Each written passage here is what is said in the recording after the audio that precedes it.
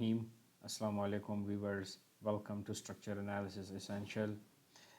ये lecture number 20 है और इस लेक्चर में हम जो पिछले दो लेक्चर हैं यानी लेक्चर 18 और 19 में हमने कुछ स्लोप डिफ्लेक्शन से के थ्रू कुछ बीम्स को सॉल्व किया था। आज उनको देखते हैं। मैनुअली तो हम सॉल्व कर चुके हैं, this part we have done. ठीक है, आज इसको देखते हैं एक्सेल में और ई टैब में। तो क्योंकि एक्सेल में कोई भी आप काम करते हैं तो आपको उसकी इनसाइट्स का पता लगता है, उसकी डीप चीज़ों का पता लगता है। ठीक है, तो ये लेक्चर नंबर 18 का क्वेश्चन था, जो बेसिकली हिंज और एक फिक्स सपोर्ट था। ठीक है, 10 मीटर और यहाँ पे एक मूवमेंट था, तो यहाँ पे हाफ ट्रांसफ़र हुआ था। इसकी हमने कुछ जॉइंट इक्वेशंस लिखी थी और फिर ये हमारे पास थीटा ए आया था, एम ए बी और एम बी एफ आया था। ठीक है, और इसकी हमने शेयर फोर्स डायग्राम ड्रॉ की थी, बेंडिंग मोमेंट डायग्राम भी। साथ में लेक्चर नंबर 18 का ये वाला क्वेश्चन था कि जिसके सेंटर जॉइंट पे भी एक मूवमेंट लगा है और एक एंड जॉइंट पे भी लगा है। ठीक है, यानी सपोर्ट्स पे मूवमेंट्स लगे हैं। इसके लिए हमने इक्विलिब्रियम इक्वेशंस डेवलप की थी और ये हमारे पास जो था वो डिस्प्लेसमेंट्स अननोन आए थे और ये हमारे पास फोर्सेस जो अननोन थे वो आ गए थे। इसकी भी हमने शेयर फोर्स और बेंडिंग मोमेंट डायग्राम ड्रॉ की थी। अच्छा, एक्सेल में अब हम सबसे पहले इसको करते हैं थोड़ा सा ई टैब में और फिर एक्सेल में। तो एक्सेल में आने के लिए देखें, जब स्लोप डिफ्लेक्शन में आपके पास सबसे पहले डिस्प्लेसमेंट और मेंबर इन मूवमेंट्स आ जाएं, इसका मतलब है कि आपका क्वेश्चन हो गया सॉल्व। ठीक है, उसके बाद मेंबर इन शेयर फोर्सेस और shear force bending moment diagram वो आप कर सकते हैं। तो हम एक्सेल में जो है वो इस लाइन तक करेंगे कि अननोन डिस्प्लेसमेंट फाइंड आउट कर लेंगे और member in movements find out कर लेंगे। जब ये आप कर लें उसके बाद शेयर फोर्सेज आप due to load find out कर सकते हैं, ड्यू टू अनबैलेंस मूवमेंट। ठीक है, वो जो है वो मैं पिछले लेक्चर्स में आपको समझा चुका हूँ। तो ये दो लेक्चर्स जो मैनुअली हमने सॉल्व किए थे, इसको आप मेरे चैनल्स पे देख सकते हैं कि ये है हमारे पास, दिस इज़ द लेक्चर 18, ये लेक्चर 18 है और and this one is the lecture 19। तो इसमें ये मैनुअली जो सॉल्व है सोल्यूशन, ये कंप्लीट इसकी वीडियो है। बाकी वीडियोस भी आप देख सकते हैं जो डिफरेंट सब्जेक्ट्स के हैं, एमओएस के हैं, बेसिक के हैं। ठीक है, सर्वे से रिलेटेड कुछ वीडियोस भी हैं, तो वो भी आप देख सकते हैं। अब हम आते हैं सबसे पहले ई टैब में। तो टाइम बचाने के लिए मैं ऑलरेडी इसको थोड़ा सा मॉडल कर चुका हूँ। ठीक है, यहाँ पे हम थोड़ा सा वो देख लेते हैं कि हम अपने जो ये हमारे पास बीम है, बेसिकली दिस इज़ 10 मीटर। ठीक है, ये हमारे पास हिंज सपोर्ट है, ये फिक्स सपोर्ट है, ये सारे हिंज या रोलर सपोर्ट हैं जो भी हैं। इसके ऊपर हमने ये 20 किलो न्यूटन लगाना है। ठीक है, ये 5 मीटर है आपका एंड दिस इज़ 10 मीटर। यहाँ पे हमने एक 5 किलो न्यूटन मीटर का एक वो लगाना है मूवमेंट, और इसके ऊपर हमने यहाँ पे 10 किलो न्यूटन मीटर का लोड लगाना है। तो मैंने इसके भी ग्रिड्स ड्रॉ किए हैं और दोनों को एक ही उस पर, मतलब एक ही ई टैप के फाइल मॉडल में मैंने इनको ड्रॉ कर दिया ताकि दोनों रिजल्ट्स आ जाएं। ठीक है, इकट्ठे। तो अब हम चलते हैं और इनके ऊपर ये लोड्स वगैरह लगाते हैं। अब ये देखें, ये आपका जो ये लोड्स हैं, ये बेसिकली यानी ये आपको अभी दिख रहा है एक्स और जी एक्सिस। तो ये लोड जो है that is basically about Y axis. This is the Y axis in E tab. ठीक है, वाई वाई। तो हम इसके, तो अब ये मूवमेंट हम कैसे लगाएंगे, यानी पॉजिटिव की तरफ लगाएंगे या नेगेटिव की तरफ लगाएंगे। तो अगर आप अपना थंब इस साइड पे रखें, यानी ये आपका थंब हो जाए, ये आपका थंब हो जाए। ठीक है, तो बेसिकली आपका जो कर्ल ऑफ द फिंगर है वो कुछ इस टाइप का आपको मूवमेंट देगा, ठीक है। यानी वो ऐसे आपको मूवमेंट देगा, ठीक है। तो हमने मतलब नेगेटिव वाई की तरफ जो है वो मूवमेंट, अब आप इसकी साइड पे जो है वो अपने थंब को रखें, so the curl of the finger will give you the direction of the bending movement, ठीक है। तो हम नेगेटिव वाई की तरफ इसको मूवमेंट को जो है वो अप्लाई कर देंगे। इस तरह ये वाला भी नेगेटिव वाई एक्सिस के अबाउट मूवमेंट होगा, और ये बेसिकली पॉजिटिव मूवमेंट के अबाउट एक्सिस होगा, ठीक है। तो हम जाते हैं, सबसे पहले यहाँ पे सेलेक्ट कर लेते हैं, इस जॉइंट को सेलेक्ट कर लेते हैं, इस जॉइंट को सेलेक्ट कर लेते हैं और चले जाते हैं असाइन के ऊपर। और अच्छा, यहाँ पे आपको मैं एक छोटी सी टिप बता देता हूँ। ये देखिए, ये गैप थोड़ा सा ज़्यादा मैंने वैसे छोड़ा हुआ है। लेट सपोज़ मैं कल को कोई ग्रिड्स कम करना चाहता हूँ, तो यहाँ पे कुछ प्रॉब्लम्स आती हैं। ऐड मॉडिफाई ग्रिड में आप जाएं, यहाँ से अगर मैं इस डिस्टेंस को 8 मीटर का है, इसको मैं 1 रखना चाहता हूँ, तो अब इसमें एक प्रॉब्लम थोड़ी सी आएगी, आप वो चेक करें, ठीक है। देखें, अब ग्रिड्स अलग हो गए और बीम बग़ैर, यानी ये सपोर्ट किसी बग़ैर ग्रिड के आ गया है। तो इसको सॉल्व करने के लिए मैं, चलें इसको कंट्रोल जी कर देता हूँ, वापस अपने पुराने हालत में इसको ले आता हूँ।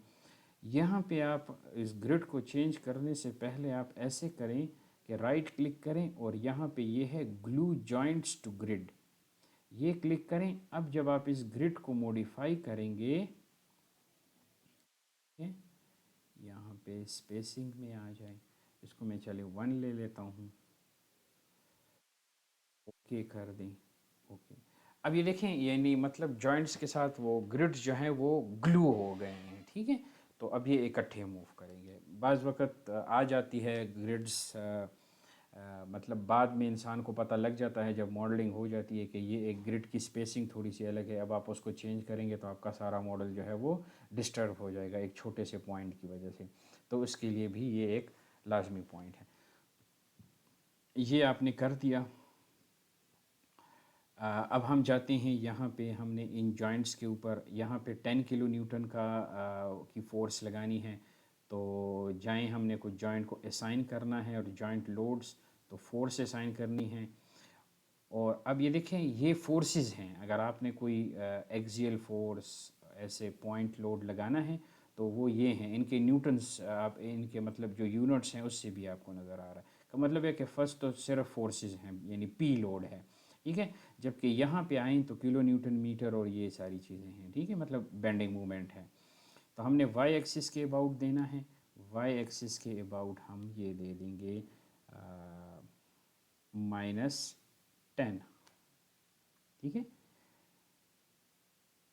तो ये लग जाएगा एक मोमेंट। -10 देखें, अब अगर आप देखें तो यहाँ पे काउंटर क्लॉकवाइज मूवमेंट है, तो वो नेगेटिव आ गया है, ठीक है। ऐसे भी आप इसको समझ सकते हैं, या वो कर्ल ऑफ द फिंगर से भी आप समझ सकते हैं।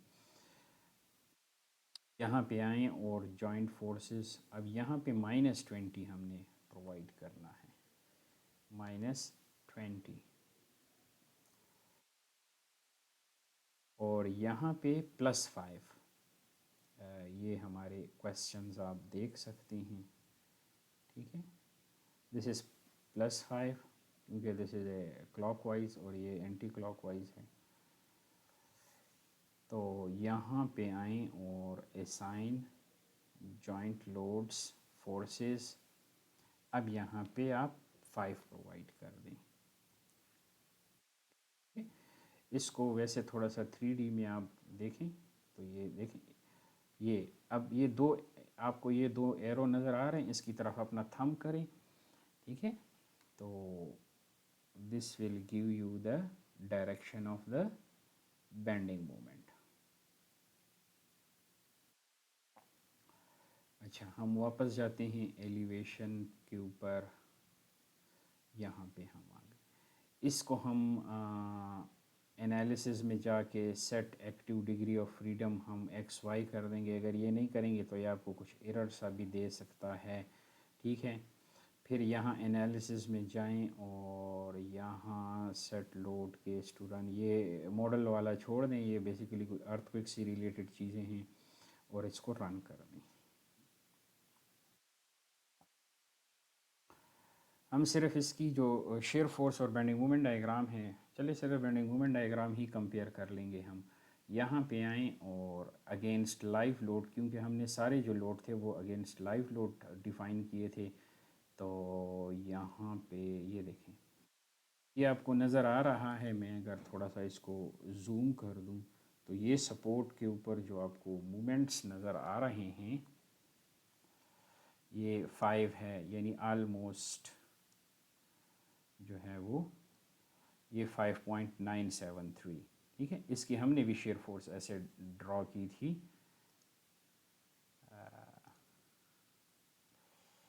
और यहाँ पे -10 है। यहाँ पे देखें वो जो 20 था वो 15 और 5 में डिवाइड हुआ था, हमने मैनुअल में भी देखा था।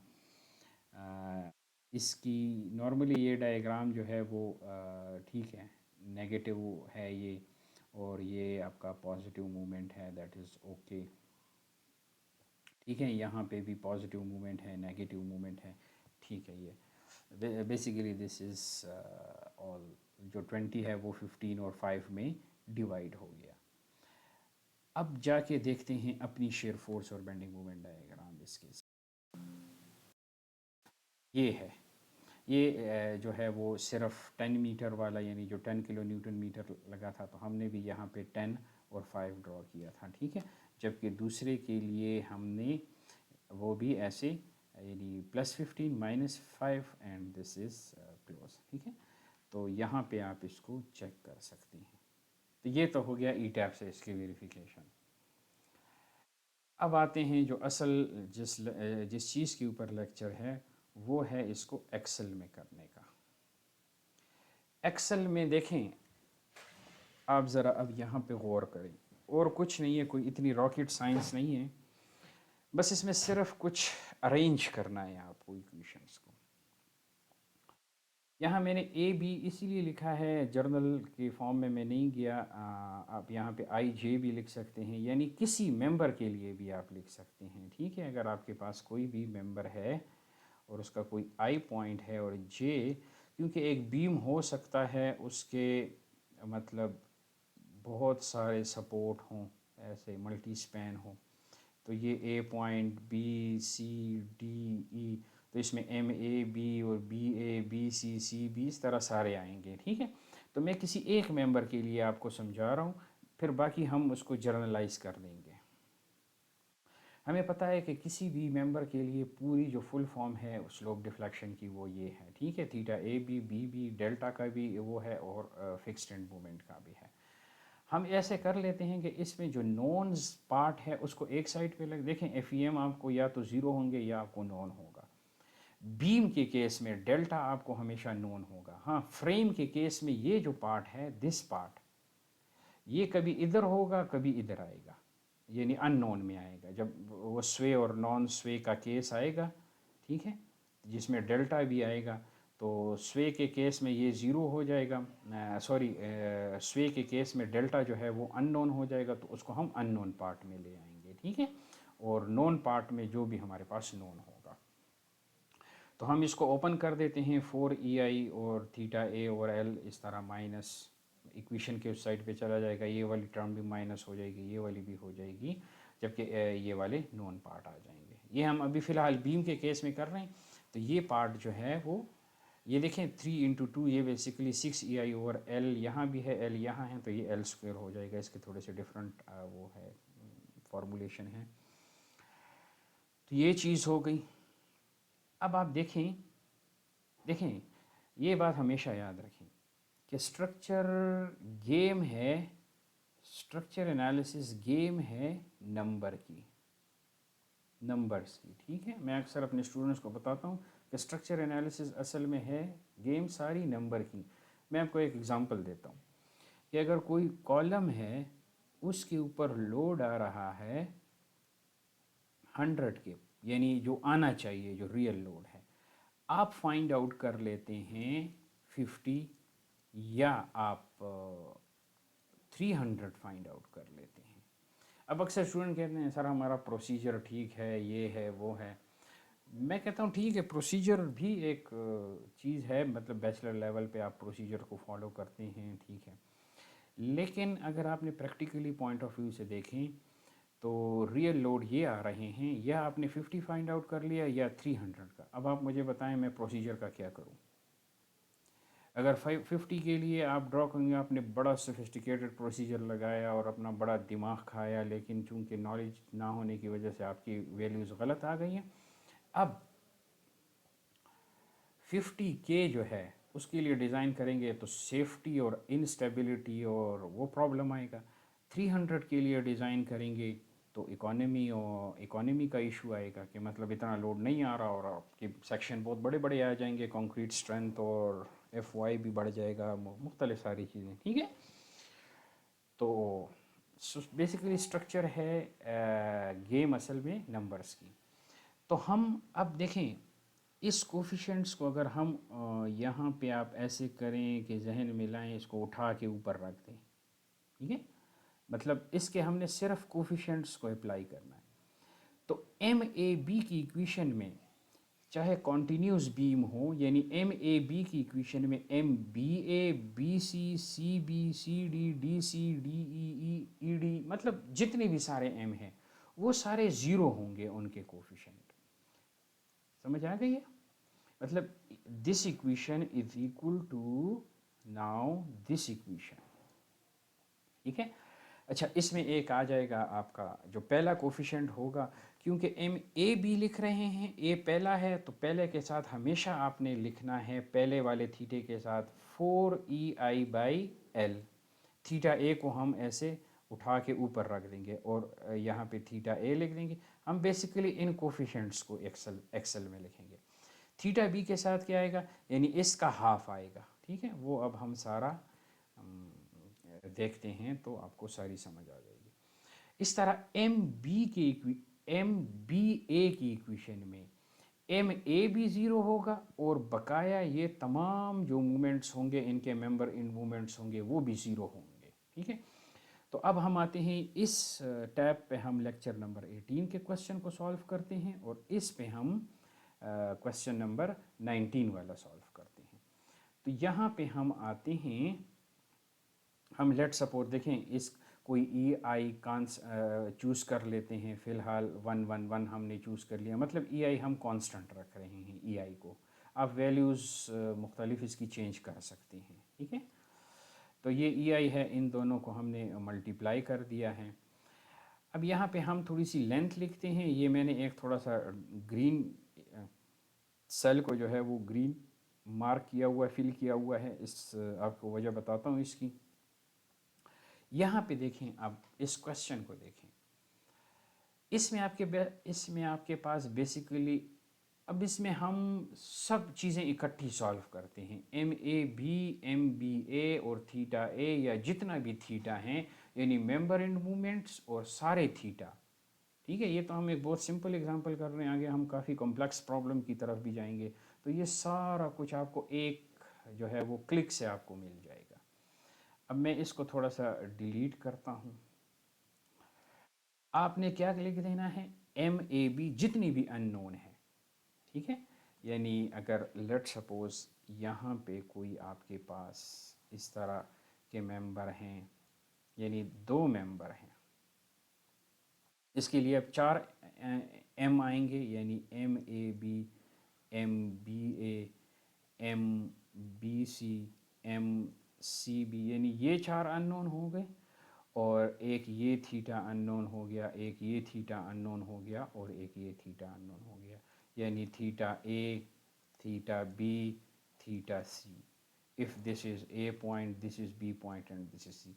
अब आपके पास अननोन्स कितने हैं, 4 ये हैं, 3 ये हैं, मतलब टोटल 7 आपके पास जो हैं।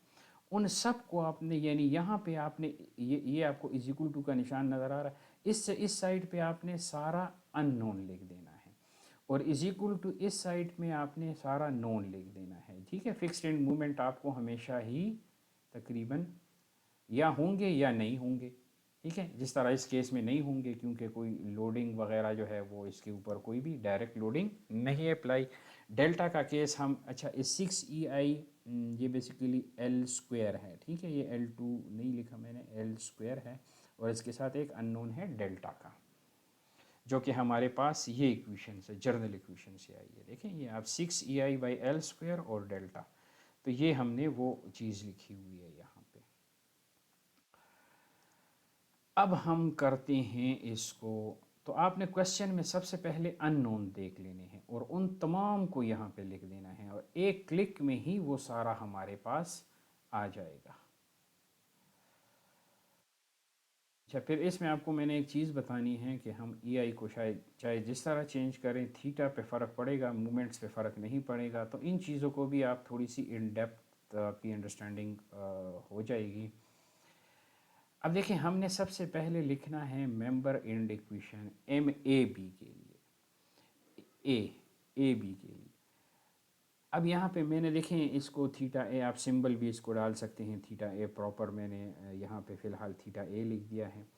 तो MAB को यानी इस इक्वेशन में जो है वो MAB को हमने, आपको मैंने कहा था ऊपर रख देंगे, इसके कोफिशेंट्स को हम लिख देंगे। अब चूंकि इसमें दूसरा जो है वो MBA है और तो कोई मेंबर यहाँ पे नहीं है, इसलिए हमने सिर्फ ये, अब ये वाला जो है वो ज़ीरो हो जाएगा।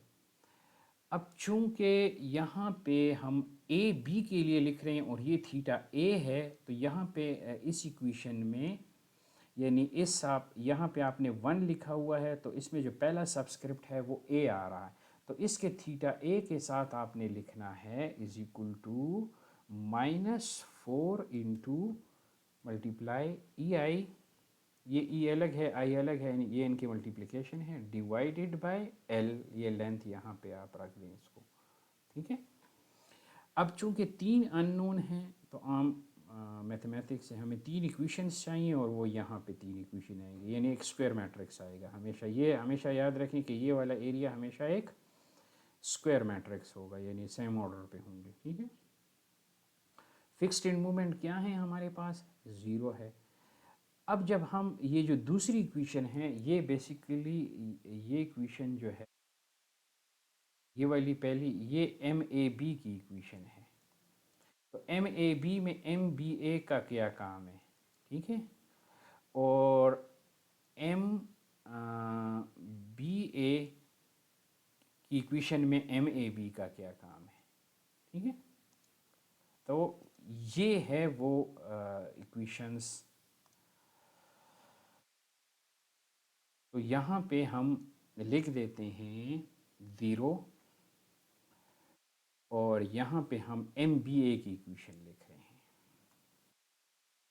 यहाँ पे लिख दिया आपने। अब चूंकि हम MBA लिख रहे हैं तो B पहला सब्सक्रिप्ट है, अब B के साथ जो है वो, अच्छा अब देखें B के साथ 2 आना चाहिए, लेकिन यहाँ पे तो थीटा B है ही नहीं, तो थीटा B बेसिकली 0 है। तो इसके थीटा A के साथ क्या आएगा कोफिशेंट, यानी 2EI/L, -2EI/L, क्योंकि इक्वेशन के उस साइड पे है।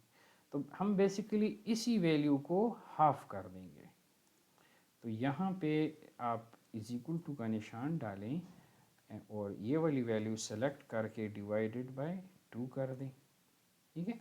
तो ये आ जाएगा, यहाँ पे आप इसको 0 कर दें। अब ये जो ग्रीन वाली जो जो जो जो ये है सेल, यहाँ पे आपने बेसिकली लिखना है joint equilibrium equations.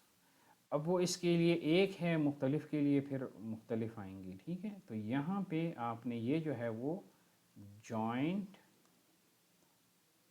Equilibrium equations. अब जॉइंट इक्विलिब्रियम इक्वेशंस क्या हैं, MAB इज इक्वल टू 10, क्योंकि ये वाली तो आप यूज़ नहीं कर सकते, इसमें अपना एक अननोन मौजूद है। तो अब MAB इज इक्वल टू 10, तो MAB के साथ कोफिशेंट क्या है 1, MAB 1 कर दें, ठीक है। यहाँ पे आप 0 कर दें, बस जो बकाया बच जाएंगे उसको आप सारा 0 0 कर दें और यहाँ पे आप ला के इसको 10 कर दें। अब ये आपके पास एक पूरा एक मैट्रिसेस बन गया है, ठीक है। यहाँ पे ये मैं क्लियर कर दूँ ताकि आपको ये पता चले। अब यहाँ पे हमने MAB, MBA और थीटा ए निकालना है, तो उसके लिए आप यहाँ पे इसको कॉपी कर दें, ठीक है, और यहाँ पे हम रख देते हैं, ठीक है, और यहाँ पे आए और पेस्ट स्पेशल करके इसका ट्रांसपोज ले लें, ठीक है। तो इस तरह ये अरेंज हो जाएंगे। यहाँ पे इज इक्वल टू का निशान डाल। अब इन तीनों को आप यहाँ पे सेलेक्ट करें और यहाँ पे आपने क्या करना है, देखें अब हमने करना क्या है, ये थीटा ए है, तो ये हमारे पास जो ये मैट्रिक्स बन रहा है ये वाला ये, ठीक है, इसके साथ बेसिकली ये मल्टीप्लाई में है MAB MBA यहाँ पे, ठीक है, और एक ये है मैट्रिक्स। तो ये वही आप मैट्रिक FAC में पढ़ते थे कि AX is equal to B, तो X is equal to A inverse B। तो आपने इस मैट्रिक्स का इन्वर्स ले लेना है और इसके साथ मल्टीप्लाई कर देना है। तो अब हम इसको एक्सेल में कैसे पुट करेंगे, यहाँ आपने तीनों को सेलेक्ट करके यहाँ पे is equal to M mult यानी मैट्रिक्स मल्टीप्लिकेशन, आप इन यानी आप इस वाले मैट्रिक्स को इससे मल्टीप्लाई करें, लेकिन मल्टीप्लाई करने से पहले आप इसका इन्वर्स लें। किसका इन्वर्स लें, M inverse of this matrix, ये जो है इसका इन्वर्स लें। इसको हम क्लोज कर देते हैं, फिर एरे टू में ये आएगा।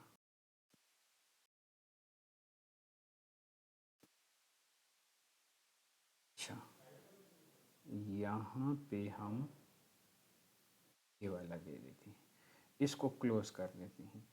अब आपने यहाँ पे जो इंटर करना है वो है कंट्रोल शिफ्ट इंटर, सिर्फ इंटर दबाएंगे तो सिर्फ MAB की वैल्यू आपको मिल जाएगी, ठीक है।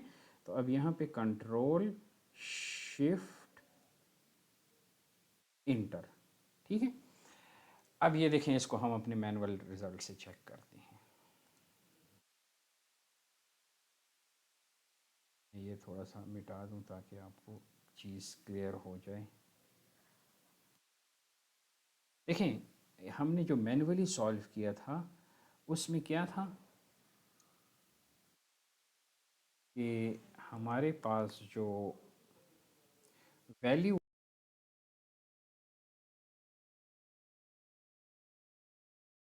5/EI और MAB 10 आ रहा था, यानी पॉजिटिव 10, और MBA 5 आ रहा था, ठीक है। तो यहाँ पे आपके पास देखें MAB 10 आ गया, MBA 5 आ गया और थीटा ए, अब ये बेसिकली ओवर EI आया है, क्योंकि EI 1 है तो इसलिए दिस इज़ ओवर EI। अब देखें, मैं यहाँ पे अगर EI को चेंज करूँ तो सिर्फ और सिर्फ आप गौर करें तो आपके पास ये थीटा में यानी डिस्प्लेसमेंट में फ़र्क पड़ेगा, इन दोनों पे कोई फ़र्क नहीं पड़ेगा। लेट्स चेंज, लेट सपोज मैं वैसे कोई वैल्यू डाल देता हूँ 3000, यहाँ पे 4 5 6 7 यहाँ पे डाल, तो देखिए आपका जो थीटा ए है वो अब ये रियल EI आपके pass on the basis of real EI आपके पास ये रियल डिस्प्लेसमेंट्स आ रही हैं, ठीक है। तो ये चीज़ें जो हैं वो हो गई आपकी। अब ज़रा क्वेश्चन 2 में जल्दी जल्दी करते हैं इसको, यानी अगर हमारे पास इस किस्म का एक बीम हो, यहाँ पे हम यहाँ पे इसको ड्रॉ कर देते हैं, इसके ऊपर 20 है और ये जो है वो 5, दिस इज़ 5,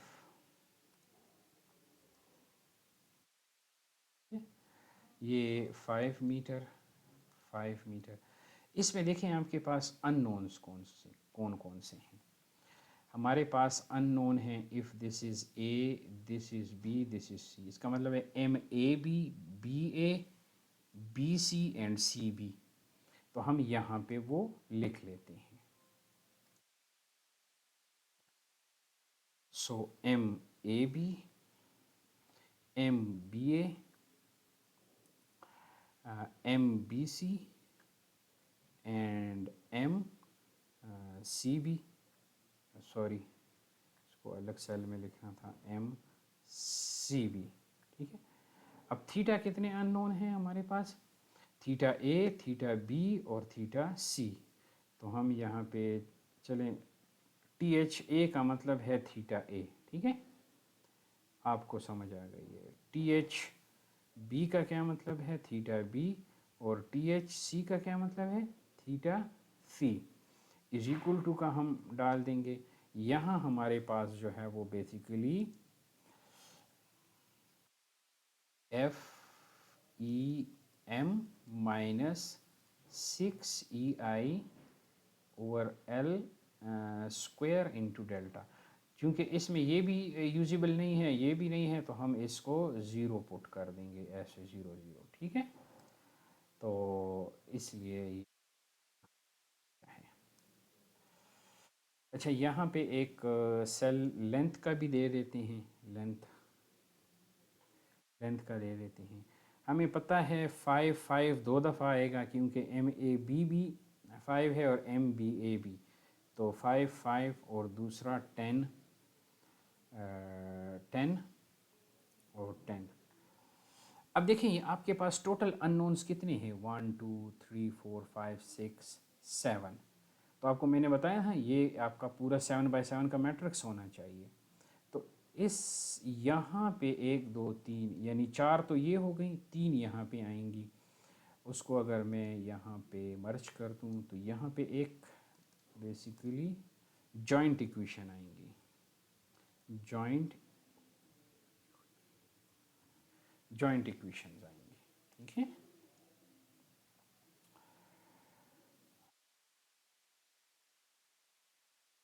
यहाँ पे जॉइंट इक्वेशंस आएंगी।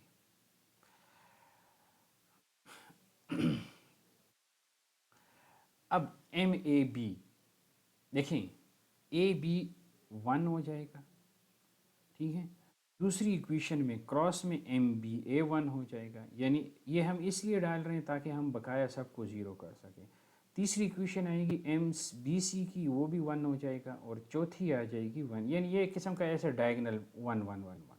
मतलब है कि ये एम ए बी की इक्वेशन है, ये एम बी ए की इक्वेशन है, ये एम बी सी की इक्वेशन है, और ये एम सी बी की इक्वेशन है चौथी। ठीक है, तो अब एम ए बी में बकाया सारे ज़ीरो हो जाएंगे, इनको हम बाद में पुट कर देंगे। ठीक है, यहाँ पे हम अब ए बी के लिए लिख रहे हैं, तो इसलिए ए पहला है और थीटा ए हम लिख रहे हैं। तो यहाँ पे इज इक्वल टू -4 इंटू ई आई। अच्छा, यहाँ पे हम कोई ई आई सेलेक्ट कर लेंगे, बाद में लिख लेंगे। ठीक है, डिवाइडेड बाय एल। अब यहाँ पे हम ई आई कोई 1 लिख देते हैं। ठीक है, यहाँ पे हम ई आई लिख देते हैं, आई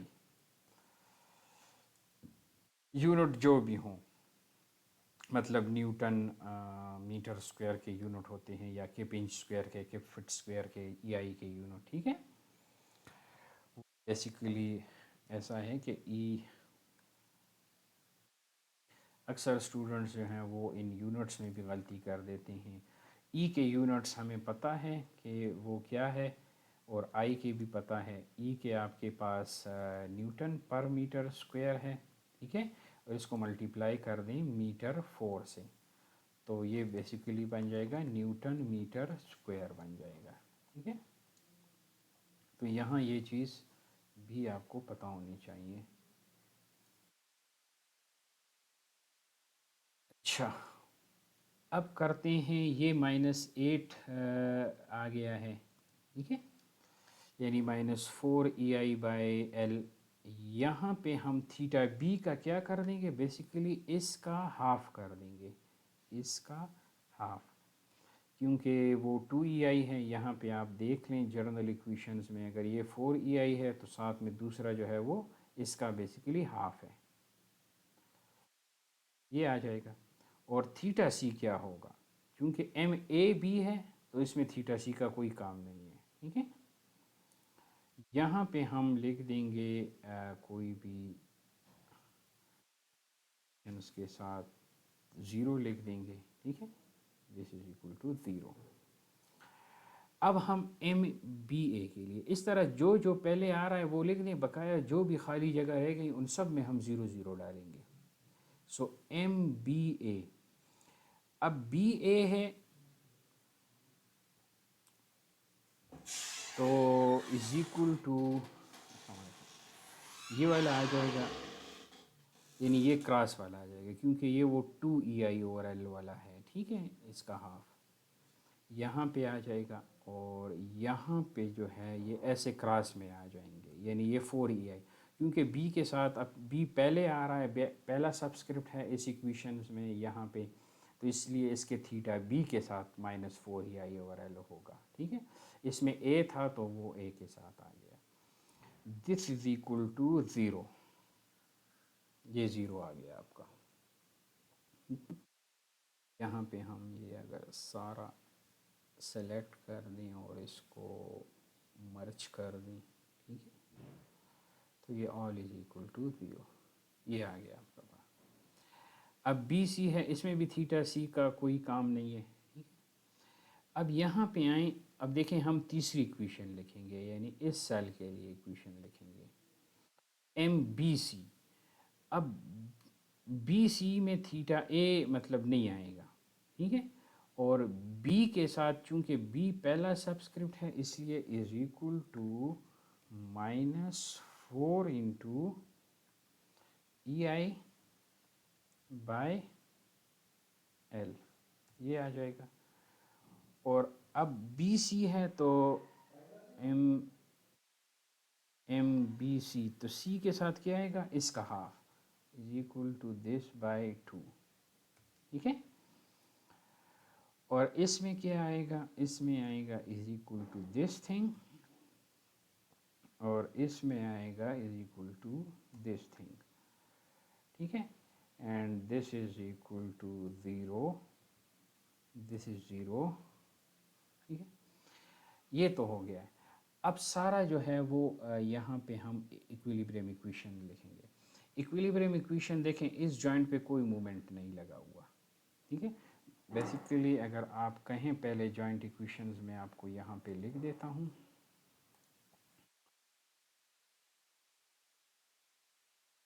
ये जब आप प्रैक्टिस करेंगे आपको ये सारी चीज़ें समझ आ जाएंगी। M A B is equal to ये हैं, ठीक है। अच्छा, ये आप मेरी पूरी इस वीडियो लेक्चर्स में भी देख सकते हैं, यहाँ पे मैंने जो लिखा है M A B is equal to zero, M B A और B C is equal to 20। तो दूसरी इक्वेशन है बी ए और बी सी की, तो पहले हम लिख देंगे यहाँ पे M A B this is equal to zero, ठीक है। ये इक्वेशन हमने लिखी है, बकाया जो भी बच जाएगा उन सब में हम ज़ीरो पुट करेंगे। दूसरी इक्वेशन है बी ए और बी सी की, B A, this is B A, ये कॉलम बी ए है का है और ये बी सी का है। इसका मतलब है कि यहाँ पे आप 1 पुट करें, यहाँ पे 1 पुट करें, and this is equal to 20, ठीक है। अब तीसरी इक्वेशंस जो है वो M B C is equal to -5, नहीं sorry, M C B is equal to -5। M C B कहाँ पे है, यहाँ पे नीचे लिखा हुआ है, ठीक है। M C B is equal to -5, ये आ गया है। अब जहाँ जहाँ ज़ीरो नहीं लिखा हुआ कुछ भी, यहाँ पे आप ज़ीरो पुट करें, ज़ीरो, ठीक है, ज़ीरो।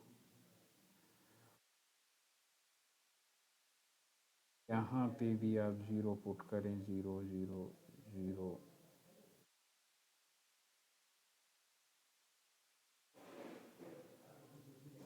ज़ीरो ज़ीरो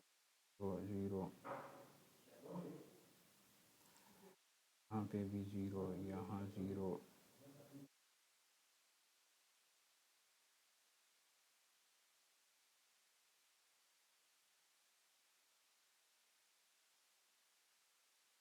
ये सारा आपने ज़ीरो पुट कर देना है। तो ये एक स्क्वायर मैट्रिक्स बन जाएगा, ठीक है। अब ये सारा एक आप इसको जो है वो रीअरेंज कर लें, सेंटर सेंटर कर लें।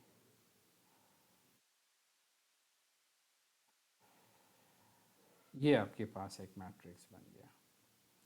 अब इन सब का हम क्या ले लेते हैं, कॉपी करके इसको यहाँ पे स्पेशल और उसका ट्रांसपोज हम ले लेंगे, ठीक है। और इस तमाम को हम